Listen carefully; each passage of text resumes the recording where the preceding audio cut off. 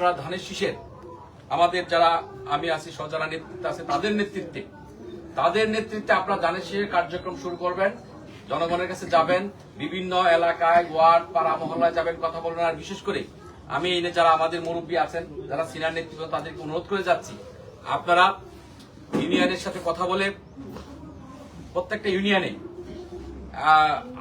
যদি আপনার 23 তারিখ হয়, 24 8 দিন আর হইল আপনার 10 দিন, 17 দিন আছে। তা আপনাদের রাত দিন কষ্ট করতে হবে। আপনারা এখন থেকেই কালকে থেকে আপনারা কোন কোন জায়গায় আপনারা প্রোগ্রাম করা যায় একটা আপনারা তালিকা করেন। আমরা এখানে প্রোগ্রাম করবো, গ্রাম হোক, মহল্লা হোক, বাজার হোক। আমি ব্যক্তিগতভাবে আপনার আমাদের নির্বাহী কমিটির সদস্য অধ্যক্ষ রাবি আলী এবং ইঞ্জিনিয়ার মেহেদির সাথে কথা বলে আলোচনা করে আমরা ঠিক করেছি যে আমরা বিভিন্ন এলাকায় গিয়ে আমরা নিজেরাও উপস্থিত থাকবো।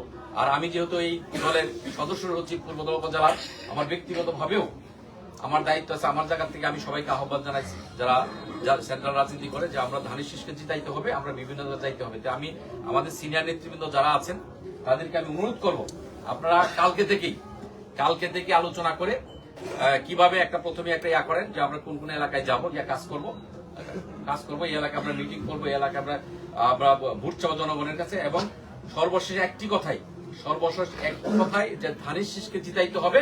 ধানের শীষকে জিতিয়ে বিএনপি সরকার গঠন করে যাতে সারা বাংলাদেশে যে বিগত দিনে 15 বছরের দেশকে যে ধ্বংস করে দিয়েছে সে ধ্বংসের হাত থেকে রক্ষা করতে হবে এবং তারেক রহমানকে বাংলাদেশের প্রধানমন্ত্রী বানাতে হবে। আপনাদেরকে অনুরোধ করবো